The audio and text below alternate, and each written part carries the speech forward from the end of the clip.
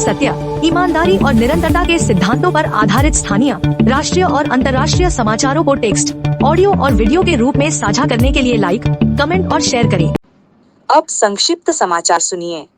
दुनिया के सबसे अमीर लोगों में शुमार एलन मस्क अपना पैसा इस तरह खर्च करते हैं। रिपोर्ट का दावा, बिहार चुनाव के दौरान उम्मीदवारों ने फेसबुक से जारी रखी कमाई। दो बाहुबलियों की पत्नियों के बीच चुनावी लड़ाई, वारिसलीगंज सीट का ये है हाल। जब अवैध शराब की भट्टी तक पहुंचा। सऊदी क्राउन प्रिंस का अमेरिका दौरा। फिलीपींस में हवा में उड़े पेड़ और बिजली ठप, 1 लाख लोग सुरक्षित स्थानों पर भेजे गए। गुजरात एटीएस ने बड़े आतंकी हमले की साजिश नाकाम की, आईएसकेपी लिंक वाला डॉक्टर गिरफ्तार। कौन है भारतीय मूल का शख्स अमेरिकी कांग्रेस में ले सकता है नसी पेलोसी की जगह? हम राष्ट्रनीति के समर्थक, राजनीति के नहीं, किसी एक पार्टी से लगाव नहीं। बिहार चुनाव के पहले चरण में 9% अधिक मतदान से किसे फायदा? महागठबंधन। खत्म हुआ इंतजार, 11 साल बाद हमास ने इजराइल को सौंपा सैनिक का शव। साइबर हमलों से निपटने को भारत को चाहिए सुरक्षा कवच, बीजेपी सांसद ने अश्विनी वैष्णव को लिखा पत्र। एक्ट्रेस नेहा शर्मा का भागलपुर में रोड शो। बिहार चुनाव में प्रशांत किशोर क्या खेल करेंगे? कंबोडिया में बड़ी कार्रवाई, 658 विदेशी ऑनलाइन ठग गिरफ्तार। अब पूरी बाकी खबर सुनिए।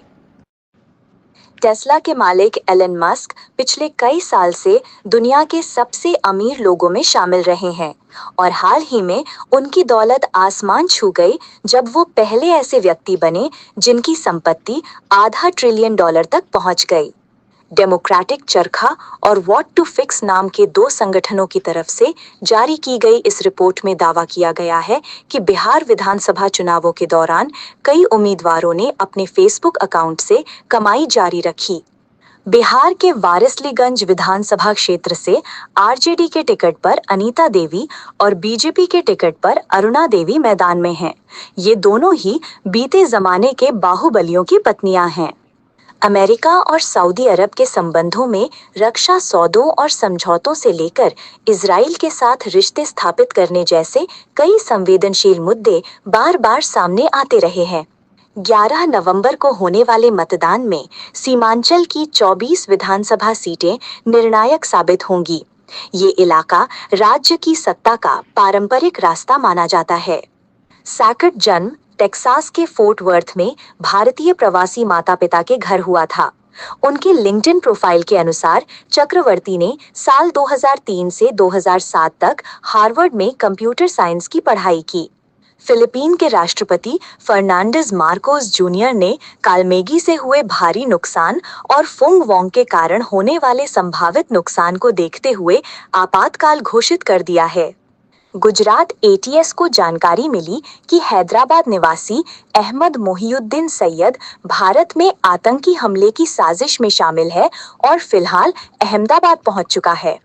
सैकेट जन्म टेक्सास के फोर्ट वर्थ में भारतीय प्रवासी माता पिता के घर हुआ था। उनके लिंक्डइन प्रोफाइल के अनुसार चक्रवर्ती ने साल 2003 से 2007 तक हार्वर्ड में कंप्यूटर साइंस की पढ़ाई की। ग्रैप का स्टेज 3 तभी लागू किया जाता है जब AQI सीवियर 401 से ऊपर स्तर तक पहुंच जाए। इसमें निर्माण कार्यों, ट्रकों के प्रवेश और औद्योगिक इकाइयों पर सख्त पाबंदियां लगती हैं। आरएसएस प्रमुख मोहन भागवत ने कहा कि हमारा किसी एक पार्टी से कोई विशेष लगाव नहीं है। हम राष्ट्रनीति का समर्थन करते हैं, राजनीति का नहीं। हमारे अपने विचार हैं और हम चाहते हैं कि ये देश एक खास दिशा में आगे बढ़े। बिहार विधानसभा चुनाव के पहले चरण में करीब 9% वोटिंग अधिक हुई है। ऐसे में ये बड़ा सवाल है कि इस बार मतदान बढ़ने का फायदा महागठबंधन को होगा या एनडीए को। पिछले 1 दशक से ज्यादा समय से उनके शव को हासिल करने की इजराइल की सारी कोशिशें फेल हो चुकी थीं। गोल्डन के परिवार ने भी वर्षों तक उनकी वापसी के लिए अभियान चलाया।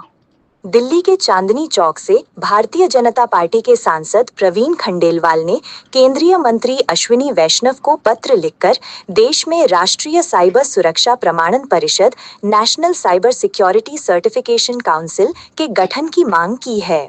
नेहा शर्मा का पूरे रूट पर कार्यकर्ताओं और स्थानीय लोगों ने उत्साहपूर्वक फूल मालाओं से स्वागत किया।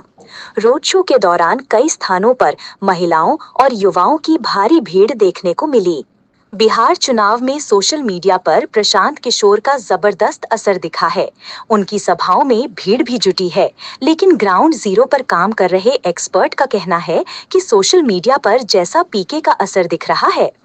कंबोडिया की एजेंसियों के मुताबिक ऑनलाइन ठगी और साइबर अपराध के खिलाफ वास्तविक और ठोस कदम उठा रहा है ताकि इस वैश्विक समस्या को जड़ से खत्म किया जा सके।